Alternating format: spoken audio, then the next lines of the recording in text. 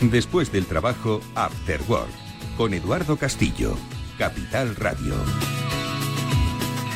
¿Qué tal, amigos? Muy buenas tardes y bienvenidos un día más a este Cyber After Work. Ya sabéis, es el programa de ciberseguridad de Capital Radio. Cada semana congregamos a los, creo, mejores especialistas que tenemos en materia de ciberseguridad y que, acompañados por dos de ellos, tratamos de desgranar lo que es algo ya de suma importancia y que, por fortuna, forma parte del lenguaje común de las personas. Hace apenas 2 años hablar de ciberseguridad todavía era un gran desafío y sobre todo de crear cultura de ciberseguridad.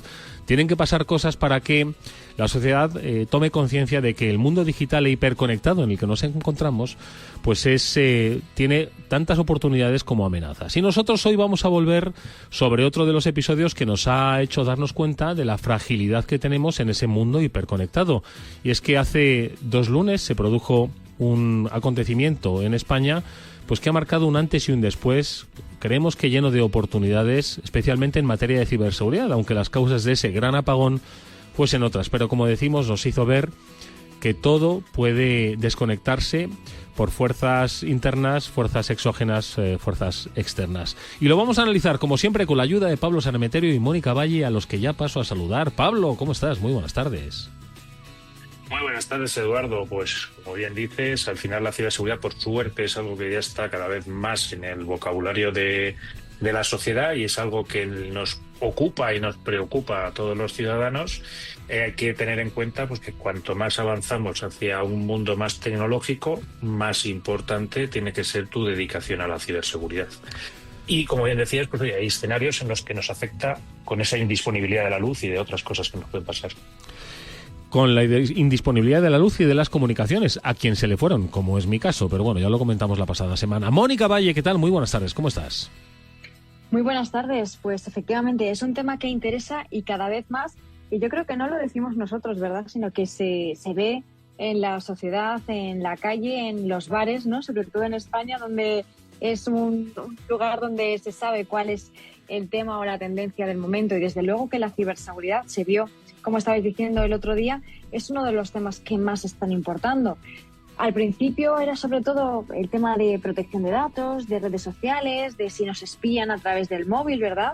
Y todo eso sigue estando, pero ahora también pues se habla en comidas familiares y entre amigos de temas de geoestrategia, de cibergeopolítica. No sé si a vosotros también os pasa.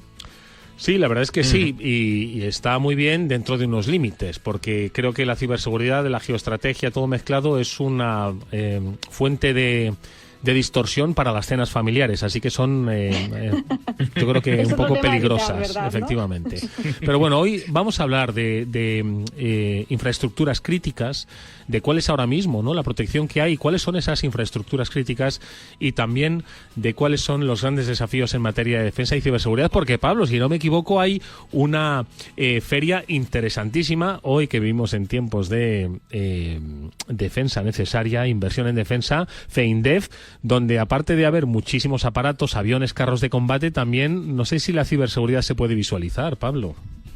Sí se puede visualizar, y ahí un amigo nuestro, Enrique López de Tena, me ha enseñado también pues, las cositas que están haciendo para visualizarlo, porque evidentemente, oye, pues tienes tanques, tienes aviones, tienes drones, tienes muchas cosas, pero esta parte de la ciberseguridad es importante, tiene más de un pabellón. Ten en cuenta que esto tiene como, si no me equivoco, 4 pabellones en la exposición y uno solo es de player de ciberseguridad, o sea que es algo muy importante, y además, como bien dice, son tiempos en los cuales la ciberseguridad también habla de defensa, porque hay noticias al respecto. Hay noticias al respecto y las vamos también a comentar, por supuesto, en el programa en el que, también por supuesto, tenemos nuestro espacio Seguro Panda y, por supuesto, otras tantas noticias que, como siempre, estamos encantados de comentar y, sobre todo, de interpretar. Son muchas las novedades en materia de sucesos que se han producido en el ámbito de la ciberseguridad y que, como siempre, en este Cyber After Work os lo vamos a comentar. Así que, si os parece, vamos ya con las noticias y, por supuesto, con el análisis. Vamos a ello.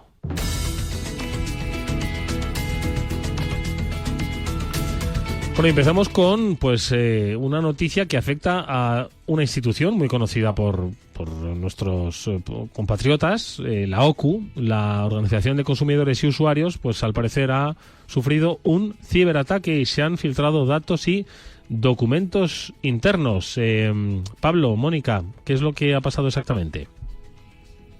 Pues como en tantos otros ataques que sufren organizaciones, pues los atacantes se han llevado información de esta empresa y la filtración será publicada en sitios probablemente de la Internet oscura, de la dark web, donde normalmente se hacen públicos estas actuaciones y no se les paga un rescate.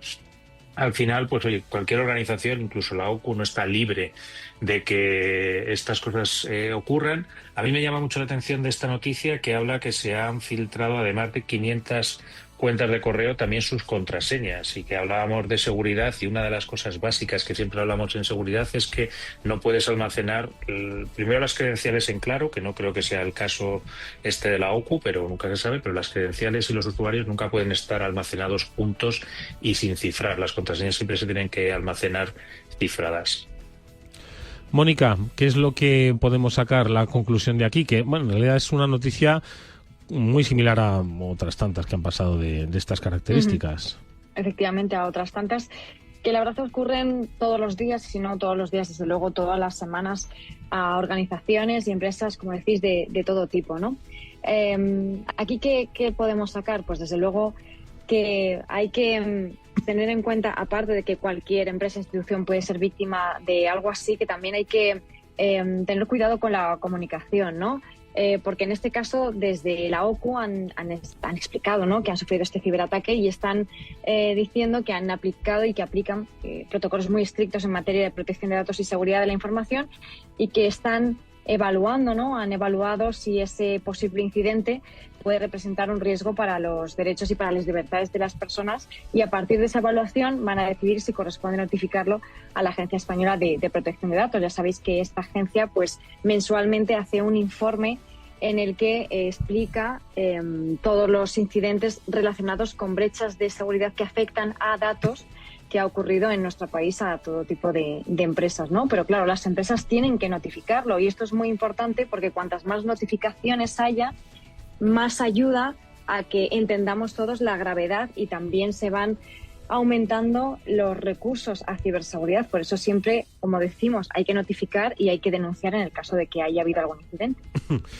Hay que tener bastante cuidado, porque en todos los entornos, ¿no?, nos podemos encontrar con estas amenazas, y las muy recurrentes son las que aprovechan aquellos entornos que más utilizamos: el WhatsApp, el Bizum, los mensajes. Lo publicáis, Mónica, en BitLife Media. Pues resulta que hay una nueva campaña de fraude, que yo no sé si es el fraude del hijo, pero si tiene alguna novedad con este tema del fraude del hijo en apuros, ¿no? Se le llamaba, ¿no? Se parece mucho. ¿Y qué ocurre? Pues que los ciberdelincuentes están atentos, ¿no?, a todas estas noticias que se están lanzando, y por suerte cada vez más. En este caso es el INCIBE, el Instituto Nacional de Ciberseguridad, a través de su Oficina de Seguridad del Internauta, la OSI, quien lanza esta alerta, ¿no? Es una nueva estafa que en este caso también en forma de mensajes de SMS, pero usando asimismo WhatsApp e involucrando a Bizum, es decir, pues toda esta amalgama de aplicaciones que utilizamos todos los días. ¿Qué ocurre? Pues que la estafa del hijo en apuros ya corrió la voz, y afortunadamente pues todos los usuarios, o prácticamente todos los usuarios, ya sabíamos que existía ese fraude, ¿no? Entonces lo que hacen es modificarlo un poco para intentar que volvamos a caer, ¿no? En este caso, pues de nuevo intentan decir: oye, mi teléfono está roto, este es mi nuevo número, háblame por WhatsApp o llámame de otra manera. Hay que tener en cuenta que este mensaje que se está propagando, este mensaje fraudulento, no tiene ni tildes ni signos de puntuación, vamos, una ortografía terrible. Por si lo recibimos, que sepamos que es este en concreto.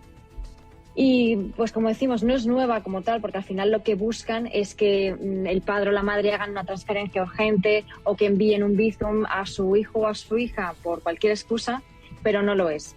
Ya sabemos que tenemos que contrastar, en este caso con nuestro hijo o nuestra hija, y estaba el truco también de tener una contraseña con nuestros familiares o con nuestros amigos para este tipo de casos en los que no sabemos exactamente si es una estafa o no. Pablo.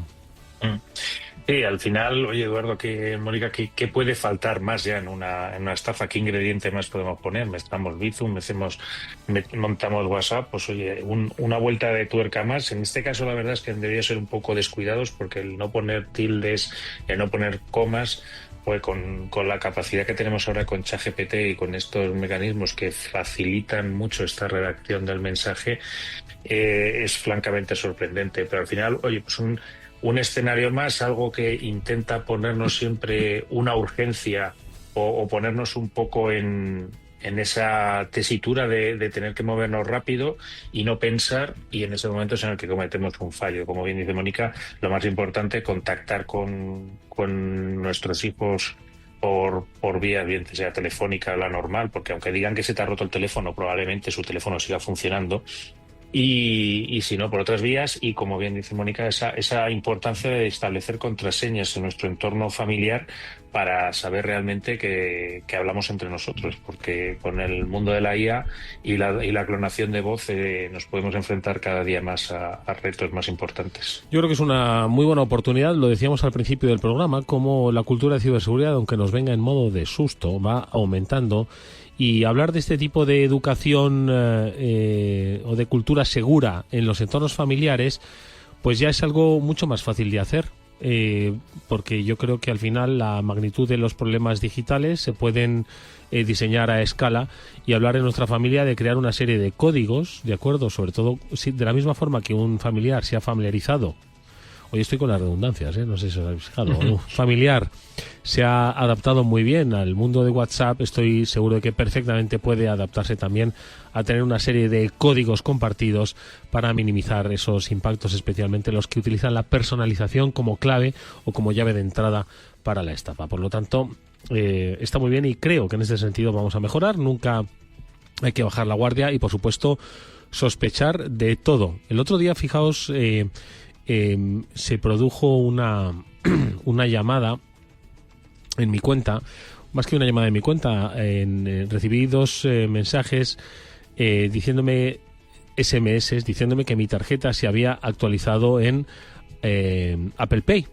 Y es cierto que yo en ese momento estaba creo que lo comentamos tú, lo comentaste la pasada semana, Pablo, ¿verdad? Con el plástico que te iba a llegar. Pues en mi caso también estaba ya en esos momentos en los que se estaba renovando ese plástico al que hacen referencia, y casualmente pues me llegan dos mensajes diciendo que se ha actualizado automáticamente en Apple Pay, y acto seguido me llega un mensaje diciendo que me ponga en contacto porque se han detectado movimientos sospechosos. Me dieron un número de teléfono y yo pues hice una búsqueda de ese número de teléfono, y la primera reseña que encontré en el buscador sobre ese número de teléfono era la de un banco, la de mi banco. La siguiente fueron advertencias de usuarios diciendo que ese número era una estafa, que salía alguien hablando en castellano pero que era una estafa. Es decir, nunca hay que terminar de confiar del todo, y siempre es mejor desconfiar, que es incluso de tu propio hijo, incluso en una circunstancia fingidamente urgente, porque no nos cuesta nada hacer una comprobación de 1 minuto y medio, que fue lo que hice yo tras el susto inicial, que incluso después de haber estado 5 años con un programa de ciberseguridad, con Pablo y con Mónica, nunca deja de conmoverte cuando te llega un mensaje de esas características, porque lo primero que piensas es que efectivamente te están haciendo movimientos fraudulentos en tu cuenta.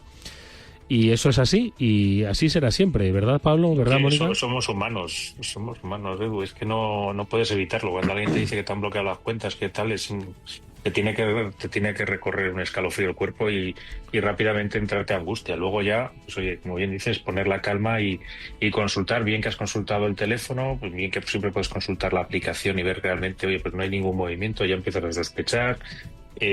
Como siempre decimos, llamar tú al origen del banco, en que no te llamen a ti, ¿vale? O que te den una referencia cuando te llamen para poder llamar tú. Y es que es complicado tener la mente fría, Edu. Sí, bastante. Bueno, pues esto es lo que se refiere a las estafas conseguidas o potenciales. Con respecto a las derivadas de esas estafas o de esos incidentes, noticia que publicáis en BitLife Media, Mónica: el pago que debe hacer una compañía millonario, $168 millones, por, al parecer, espiar a usuarios de WhatsApp con un software espía. Mónica. Bueno, seguro que muchos de nuestros oyentes han escuchado hablar ya esto de NSO Group, que es el famoso desarrollador de Pegasus. Seguramente han escuchado hablar más de Pegasus, este software espía, que bueno, es un software que comercializaba esta empresa israelí y que se halló en muchos dispositivos de periodistas, de activistas, de políticos, por lo menos que se sepa hasta ahora este spyware en 1.400 dispositivos de una gran cantidad de países, ¿no? Entonces, bueno, pues ahora un jurado federal de Estados Unidos ha condenado a este grupo, a NSO Group, a pagar esos 168 millones de dólares, en concreto a WhatsApp, que es la propiedad de Meta, por violar esas leyes federales y estatales estadounidenses mediante el uso de ese software espía.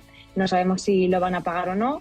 Veremos en qué queda todo, porque de momento pues es ese fallo del juzgado, pero veremos en qué queda. Pablo, ¿qué te parece el multón? Pues me parece, a ver, hay varias cosas de esta noticia que me gustan y luego cosas curiosas de ella, ¿vale? La primera es que me parece, oye, pues que es un momento que el que haya una sentencia de este tipo contra una empresa como NSO Group. Acordemos de Pegasus, que Pegasus ha sido el software espía que más ha dado a hablar, yo creo, en los últimos 5 años. Lo realmente innovador de este software no es el software espía en sí, sino la forma en la que se instalaba, ¿vale? Lanzaban una llamada perdida a tu teléfono de WhatsApp y ahí es donde te instalaban en tu teléfono el software espía, y a partir de ahí pues tu teléfono se convertía pues en una grabadora o en un elemento que utilizaban para saber dónde estabas, con quién hablabas, qué decías, etcétera, etcétera, ¿vale?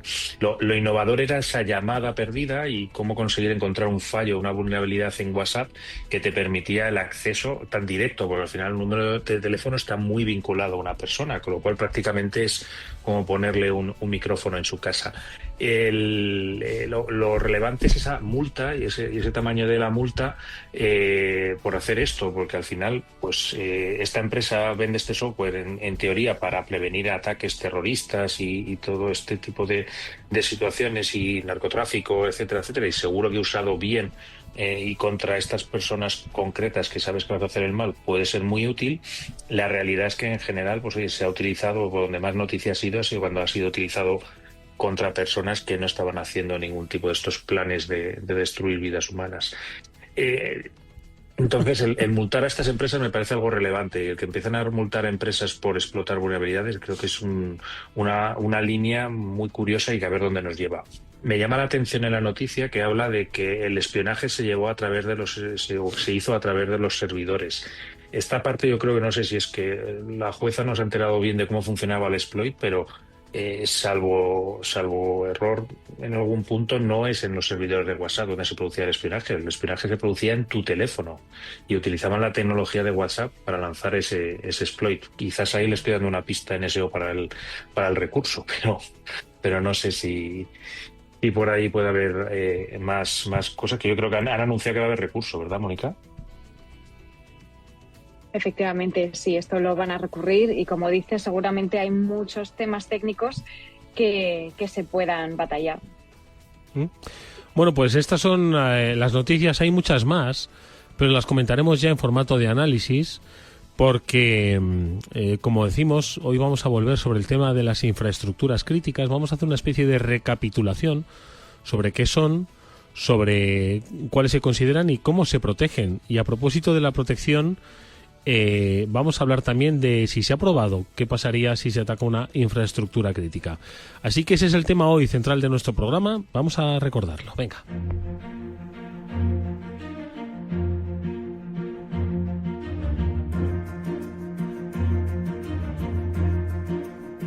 Estás escuchando After Work con Eduardo Castillo. Bueno, infraestructura crítica. Se entiende por infraestructura crítica aquello que si deja de funcionar, pues un país deja de funcionar con normalidad. No es que se te caiga Twitter ni WhatsApp, aunque también WhatsApp. Supongo que tendremos que empezar a medir, ¿no? Y hacer categorías de infraestructura crítica, ¿no? que se pare el metro, solo el metro es una infraestructura crítica, una ciudad como Madrid, que se caiga el sistema eléctrico de un país, que no se pueda echar gasolina en las gasolineras. ¿Qué es una infraestructura crítica? Pablo, Mónica, ¿podemos definir un entorno de infraestructura crítica? Y lo cierto además es que está definido por ley. Y en la ley te dice que las infraestructuras críticas son sistemas o servicios imprescindibles para el funcionamiento básico de la sociedad. Es decir, que cuando roban cable también en el tren, también están afectando a la infraestructura crítica, ¿vale? Y son aquellas infraestructuras en las que no hay un plan alternativo, es decir, tienen que estar funcionando y si no el impacto es grande. Ahí lo vimos en el tema de la energía. Claramente hace 2 semanas lo vimos en la energía, pero por citarte algunos, agua, transporte, telecomunicaciones, salud, finanzas, alimentación, administración, etcétera. O sea, tenemos ahí bastantes áreas donde protegernos y donde ahí trabaja una entidad pública que es el CENEPIC, Centro Nacional, ¿Sí? perdón. Centro Nacional de Protección de Infraestructuras Críticas. Efectivamente. ¿Y qué más debemos saber, definir, Mónica, del tema de las infraestructuras críticas? Entiendo que son infraestructuras críticas. ¿Cuáles son? Porque claro, es que yo me paro a pensar ahora mismo un hospital, es una infraestructura, Por ejemplo. uno solo. No digo Sí. ¿Qué más? Es que es de Estamos todo. hablando, como bien ha dicho Pablo, de servicios esenciales para la ciudadanía. Aunque luego si nos metemos más a fondo, como también explicaba perfectamente Pablo, está regulado por ley, pero también distinguen lo que es un servicio esencial, que es lo que se necesita, de la infraestructura crítica, que es, digamos, la entidad que lo hace funcionar, ¿no? El servicio esencial podría ser el qué, pues necesitamos la luz, y la infraestructura crítica es el cómo, ¿no? Pues toda esa infraestructura energética. Pues estamos hablando de energías, pues una central eléctrica, todas las redes de distribución, lo que ya hemos vivido, ¿no? Agua, pues todos los sistemas de abastecimiento, transporte, un aeropuerto, que lo hemos vivido, un aeropuerto colapsado, lo que supone a nivel nacional. Por supuesto, los puertos también, que han sido víctimas y son objetivo de ciberataques, los puertos marítimos, constantemente. En salud, como decía Edu, hospitales, servicios de emergencia, los hospitales también son otro de los objetivos principales de ciberdelincuentes y ciberataques. ¿Por qué? Porque son servicios esenciales y si se colapsan, es que haces cualquier cosa por recuperar ese sistema, ¿no? O esa continuidad. Telecomunicaciones, bien has dicho, WhatsApp podría serlo, porque dependemos tanto de este sistema que ya casi se podría considerar un sistema esencial, un servicio esencial. Las redes móviles, Internet, y luego pues ya podemos hablar de finanzas, como los sistemas de pagos y bancos, que también hemos vivido caídas técnicas del sistema de pagos, que lo vivimos hace poco, que fue el año pasado. Y también prácticamente se colapsa un país y no puedes pagar con tarjeta porque el efectivo pues está cada vez más caído. Entonces estamos hablando de que cualquiera de estas patas, si se colapsa, pues un ciberataque o cualquier otro fallo, pues básicamente nos afecta a nuestro día a día y puede paralizar nuestra actividad. Pablo. Y aquí, ojo, yo aquí diría 2 puntos. No es lo mismo que se vaya la luz o que falle una estación eléctrica a que pase de manera masiva en todo el país. Creo que eso lo hemos podido ver, que no es lo mismo que, oye, que en un pueblo, en una ciudad, en una comunidad se vaya la luz y que el resto del país siga operando, a que sea algo generalizado y que afecte de manera completa a todos los ciudadanos. Y otra cosa curiosa también es las dependencias que hay entre estos sectores y entre estas infraestructuras críticas. Ten en cuenta, por ejemplo, lo vivimos en el apagón. Cuando desaparece la energía, no solo desaparece la energía, desaparecen los transportes de trenes, los semáforos no funcionaban, con lo cual también teníamos otra serie de problemas. Y acuérdate que hablamos nosotros antes de que se produjera el colapso de las telecomunicaciones, pudimos hablar tú y yo, Eduardo, pero 2 horas después ya no se podía hablar. Y tercera, el sistema financiero, como bien apuntaba Mónica, los TPVs no en todos funcionaban, en algunos funcionaban con físico, lo cual es importante tener sistemas alternativos, sistemas como pues pagar en efectivo, como bien dice Mónica, cada vez está más en desuso, pero yo espero que en esta alerta que hemos tenido, o en este incidente que hemos tenido con el blackout de la luz, pues tener claro que al final, oye, tienes otros mecanismos alternativos que puedes emplear, como es el efectivo, y que debes de tenerlos. Es responsabilidad nuestra también tener esas pequeñas alternativas frente a una infraestructura crítica. Oye, y la infraestructura crítica, todos somos conscientes de que su caída o su desconexión, vamos a llamarlo así, pues es efectivamente crítica para la sociedad, de ahí su denominación y por supuesto su protección. Entonces entendemos que de las más de 3.500 infraestructuras críticas que hay ahora mismo identificadas y que nos compartías, Pablo, hace un instante en esta comunicación interna, son 3.500 infraestructuras críticas reconocidas.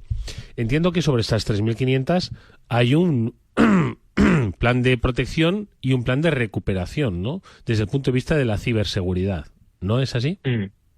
Sí, a ver, una infraestructura crítica lo que tiene es una obligación de tener un plan de seguridad y una vuelta, o sea, tiene que tener un plan para que no deje de dar servicio, y en caso de que, oye, pues por lo que sea, deje de dar servicio, tiene que tener un plan alternativo y unos plazos para restaurarlo, que es un poco también lo que vivimos con la energía. Si os dais cuenta, pues todavía no sabemos cuál es el motivo por el que se ha producido el apagón, pero lo que sí sabemos es que en 24 o 48 horas ya estaba restaurado el sistema, y eso es porque hay muchos planes de cómo restaurarlo e ir haciéndolo poco a poco, progresivamente, para que no haya problemas luego en esa restauración y que se pueda hacer de manera eficaz y rápida.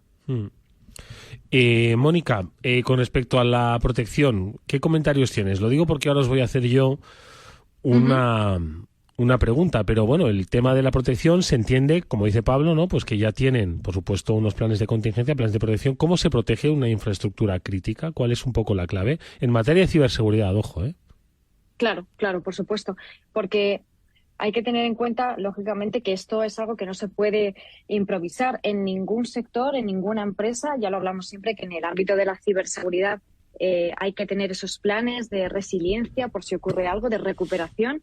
Y en este caso, pues también, como explicaba Pablo al principio, es que hay leyes que no solamente dicen que es una infraestructura crítica, sino que estas infraestructuras críticas tienen que estar protegidas y ciberprotegidas. Entonces ya hay planes de recuperación específicos, planes de contingencia, de recuperación en caso de incidentes. Esto por ley es obligatorio que lo hagan y que lo cumplan, ¿no? Hemos hablado aquí muchas veces también de la NIS y de la NIS 2, que son normativas que influyen y que afectan a las administraciones públicas y a las empresas que trabajan con ellas, pero también se menciona, por supuesto, todos esos requisitos de ciberseguridad, de notificación de incidentes, que también es importante.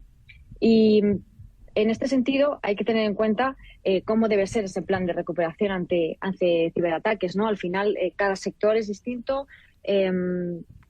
cada empresa y cada entidad es distinta, y hay que evaluar esos riesgos, ¿no? No es lo mismo un riesgo que sufre el sector salud que un riesgo que sufre el sector financiero o la propia administración pública, que también la propia administración pública es considerada un servicio esencial o una infraestructura crítica en sí misma, ¿no? Entonces, ¿qué ciberataques me pueden afectar a mí? Pues tendré que hacer esos planes de detección y de respuesta en función de eso, ¿no?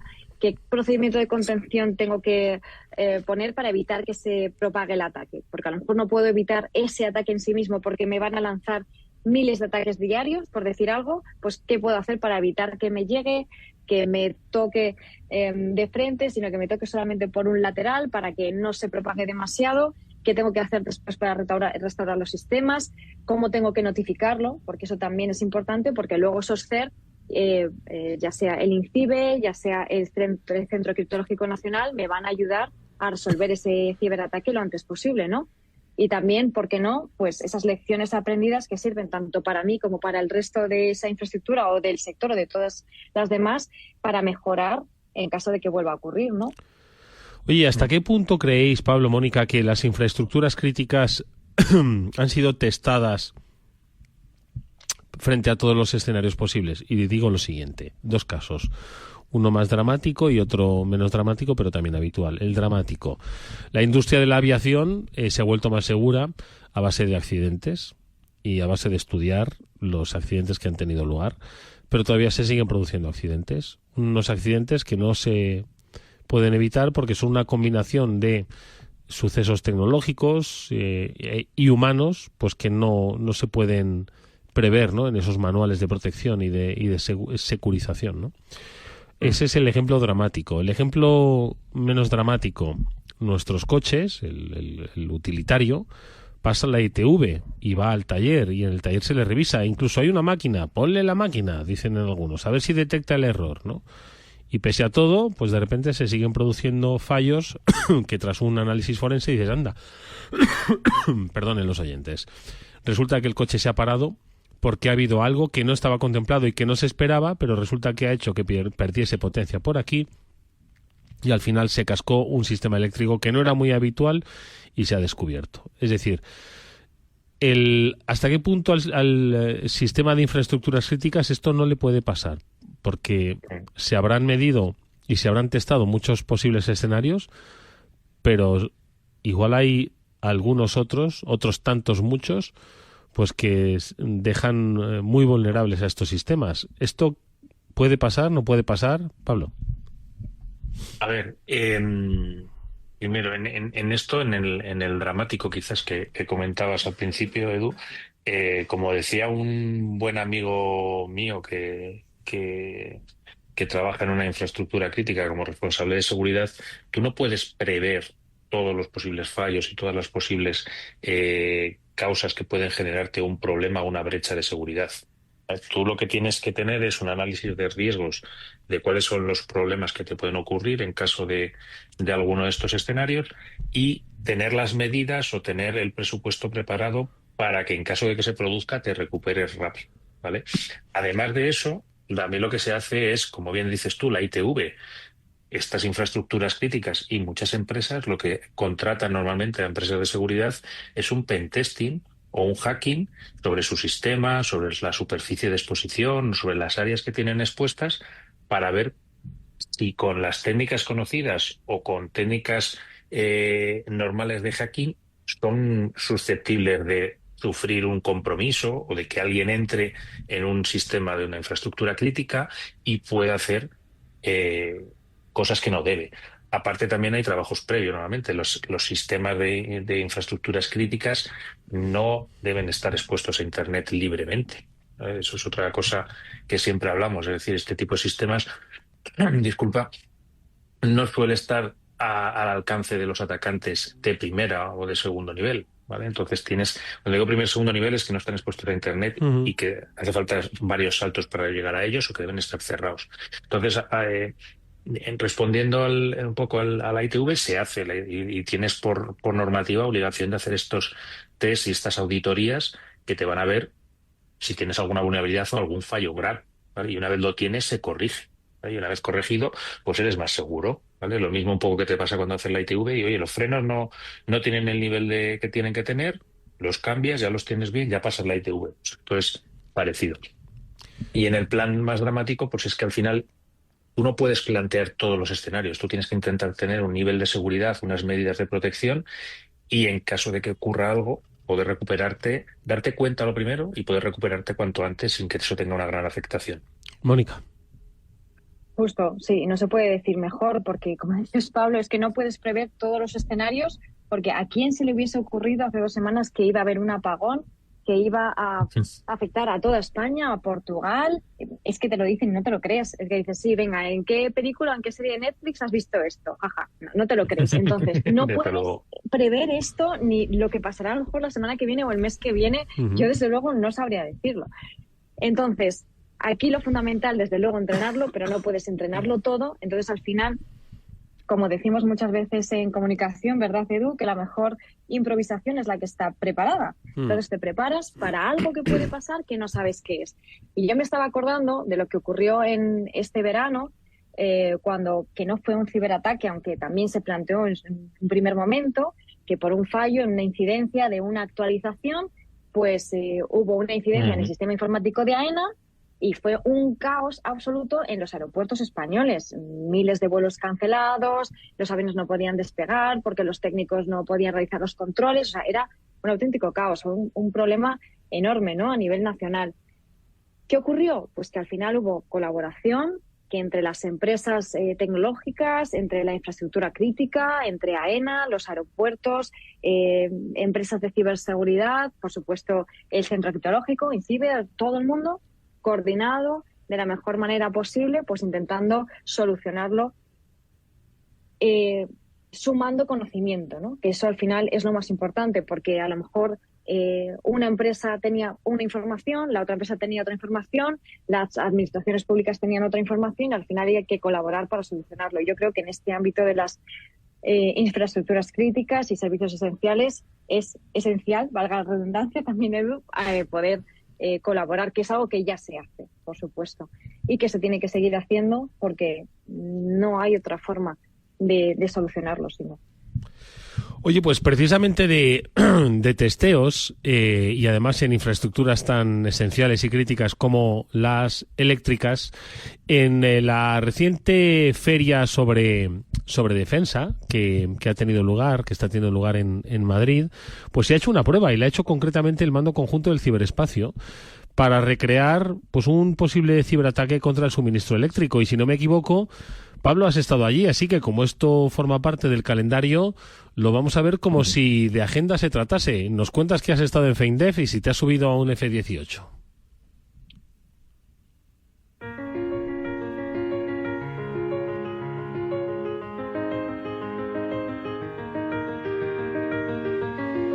Bueno, y concretamente, tú has estado allí, Pablo, que no sabía yo que Sí. te ibas a enrolar. No lo sabía. La Marina. No. En la Marina nosotros ya sabes que damos servicio a todo tipo de empresas y de administraciones. Y oye, pues es el evento de referencia de la defensa y la seguridad. Y estamos en un momento en que ciberseguridad y defensa se están dando mucho la mano, porque al final, pues como comentaba con alguno de los asistentes, es que cada vez las cosas, todo tiene un ordenador o todo tiene un software. Entonces no puedes aislarte y pensar que eso va a ser seguro porque es un tema militar o simplemente no tiene ninguna vulnerabilidad porque es un tema militar. Hay que estudiarlo, hay que ver qué posibles fallas puede tener y cuáles son sus implicaciones. Vale, entonces hemos estado por allí, hemos visto pues a partners, a distribuidores y amigos del sector. Estaban casi todos los grandes fabricantes del sector estaban por allí.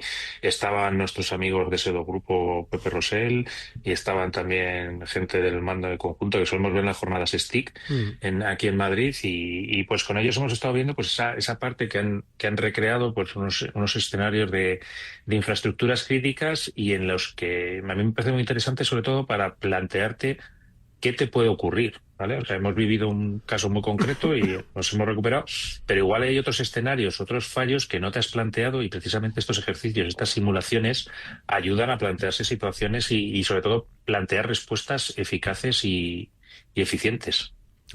Y escucha, ¿y habéis visto que había, porque había, es la Feria Internacional de Defensa, ¿no? Había muchas cosas visuales, ¿no? Como son esos cazas, digo, en los que te vas a montar y tal. Y tanques. Y tanques, ¿no?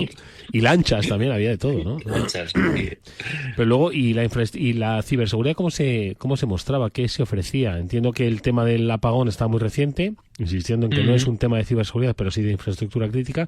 Y precisamente de eso, ¿no? Creo que se han hecho algunos testeos, ¿no? Sobre infraestructuras críticas allí, ¿no?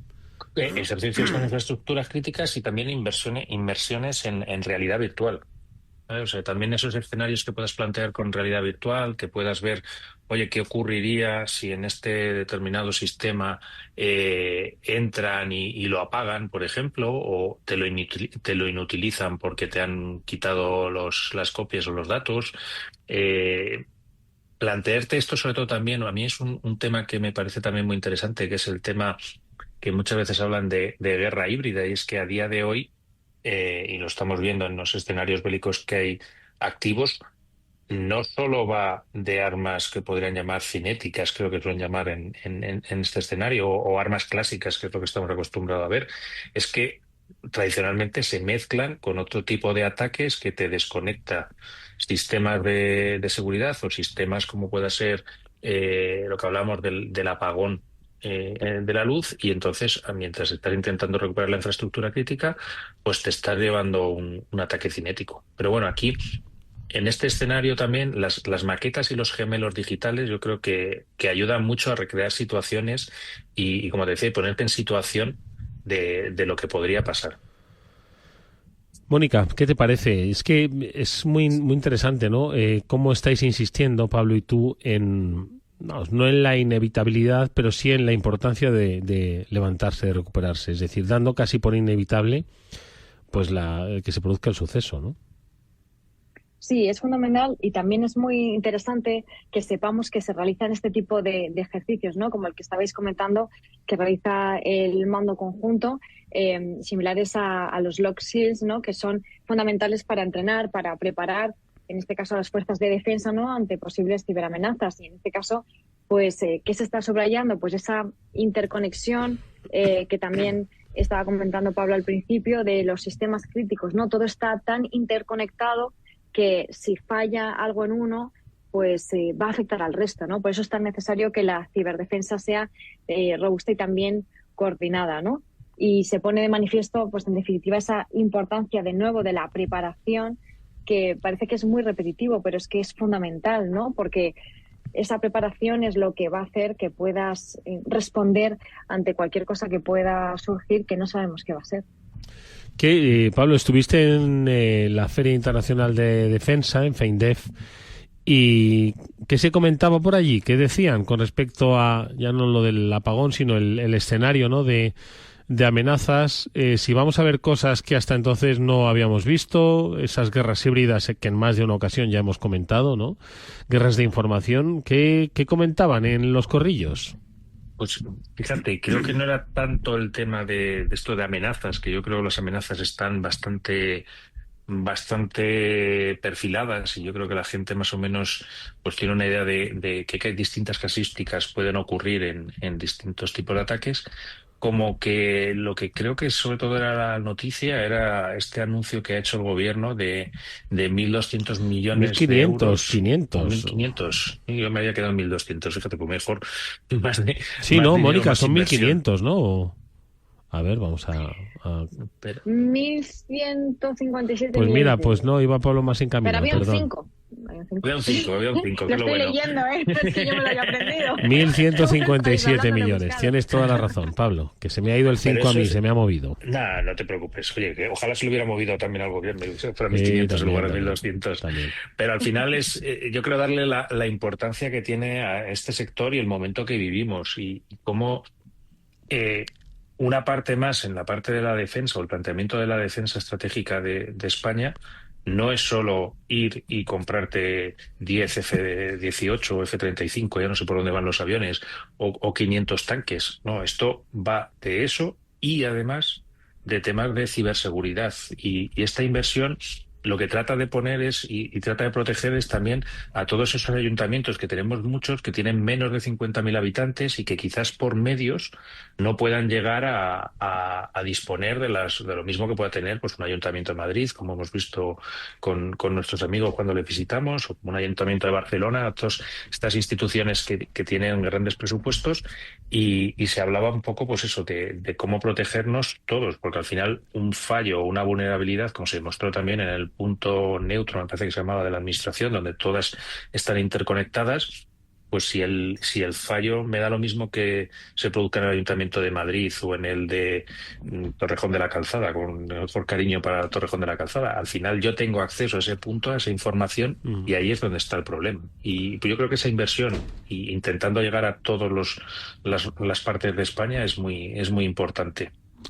Oye, pues esto estaba en la agenda de ferias y de citas para el sector, y hay otra que también está a la vuelta de la esquina y que es igual de importante, me atrevo a decir más, porque es específica del mundo de la ciberseguridad, que son las jornadas STIC de Panamá, el capítulo iberoamericano. Nosotros, ya sabéis que este programa suele acompañar, gentilmente nos invita el Centro Criptológico Nacional a participar en sus jornadas STIC en Kinépolis, todos los noviembre-diciembre desde hace ya varios años.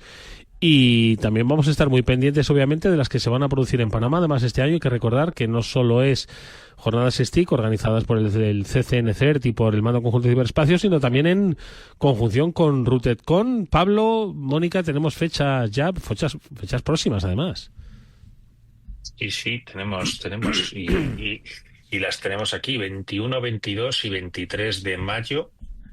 Quintas jornadas STIC y Congreso RootedCon, capítulo Panamá, ¿vale? Que empezarán sus emisiones, además que se podrán seguir también tanto en presencial como en streaming, ¿vale? Y tendremos pues desde las 4 de la tarde aquí hora española, 9 de la mañana hora en Panamá, pues tendremos las distintas ponencias, charlas, que tendremos a gente que yo creo que conoces y que ha pasado por nuestro programa, como puede ser Abraham Pasamar, como Hombre, pueda ser Antonio Grimaltos, qué bien. como puede ser también pues un servidor que voy a estar dando un taller con Lucas Varela, que también le hemos Sí, entrevistado también ha aquí estado, con sí. su socio.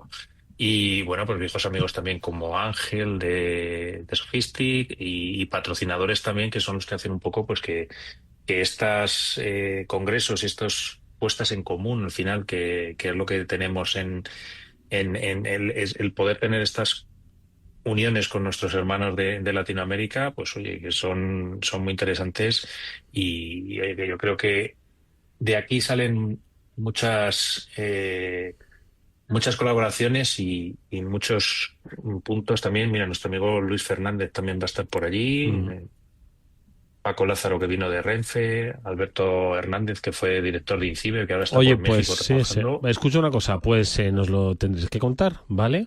Ujú. Nos quedamos con esa cita, 21, Ujú. 22 de mayo Y 23 y 23 de de mayo. mayo en Panamá, esas jornadas STIC y Congreso RootedCon. Amigos, que nos quedan nada, apenas un par de minutos, porque en nuestro espacio Seguro Panda, aunque se sofistiquen mucho las amenazas, hay otras que es que por sencillas no debemos dejar de contarlas, ¿no? Y en este caso nos vamos a ir al tema de los códigos QR que volvieron a nuestra vida, madre mía, y cómo lo han hecho, hasta el punto de que tanto se usan ya que los ciberdelincuentes han visto que pueden sacar tajada.